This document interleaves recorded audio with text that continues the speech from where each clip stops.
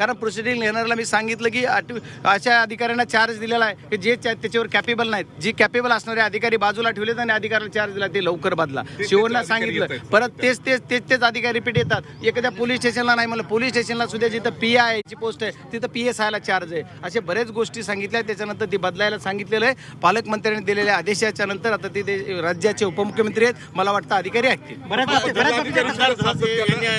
सांगितलं होतं की गैरव्यवहाराची सीडी आम्ही अजित पवारांना देणार आहेत.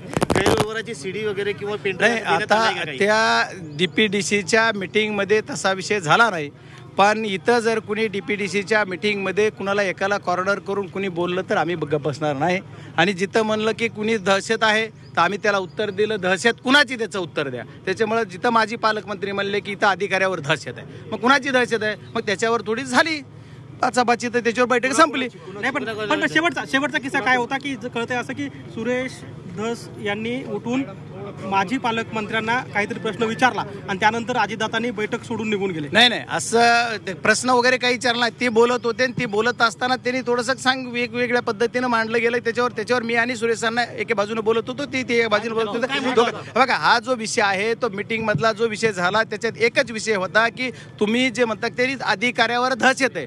बीडचा बदनामी करू नका. बीडची बदनामी कोण करतंय? आम्ही मर्डर करतोय का? आम्ही चोऱ्या करतोय का? आम्ही राखेचा धंदा करतोय का? आम्ही खंडणी मागतोय का? आम्ही गुटखा चालवतोय का? मटका चालवतोय का? आम्ही काय करतोय बदनामी जिल्ह्याची? जिल्ह्यामध्ये जी सत्य परिस्थिती जे करतात ती आम्ही जनतेसमोर आणायचं काम करतो. आमचा संतोष अण्णा देशमुख यांची जी हत्या झाली त्याला न्याय मागतो, हे आम्ही बदनामी करतो. त्याच्यामुळे थोडी बाचाबाची झाली. आता ती विषय मीटिंगच संपलेली होती. सर्व गोष्टी निघाल्यात का? राग असेल किंवा 109 हत्या असतील, माहिती दिली का त्या संदर्भात?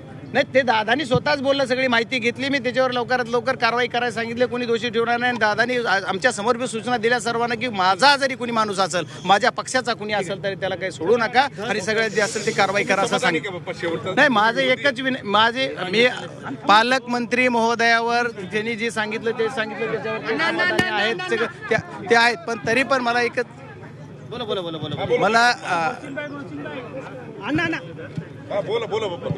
मी विरोधी पक्ष म्हणून नाहीये इथं, विरोधी पक्ष वगैरे नाही. आता मी पदावर आहे, मी खासदार आहे म्हणल्यानंतर बीड जिल्ह्याचं प्रतिनिधित्व मी करतोय. त्या दिवशी जे लोक, मी पदाधिकारी म्हणून किंवा एक खासदार म्हणून माझी जी जिम्मेदारी आहे ती मी पार पाडतोय आणि पार पाडताना त्यांच्यावर मी समाधानी असेल काय विषयच नाही.